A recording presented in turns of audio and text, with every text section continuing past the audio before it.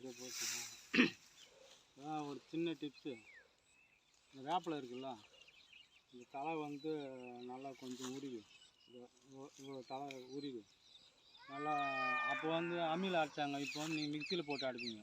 அம்மிக்கல்லில் போட்டு நல்லா அரைச்சி நல்லா இவ்வளோ உருண்டை எடுத்து காலையில் வெறும் வயிற்றில் எடுத்து ஒரு உருண்டை, இல்லை தண்ணியில் கரைச்சி கூட கசப்பாக குடிக்க மாட்டீங்க, அப்படியே போட்டு மீங்கிடுங்க. நல்லா ஊறுகாய் மாதிரி இவ்வளோ ஊற்றுறோம். 48 நாளைக்கு வந்து இதுமாரி காலையில் இந்த வேப்பிலை தாயை அரைச்சி சாப்பிட்டு வந்தீங்கன்னு வச்சுக்கோங்க, ரத்த ஓட்டம் வந்து ரத்தத்தில் வந்து கிருமிகள் அண்டாது,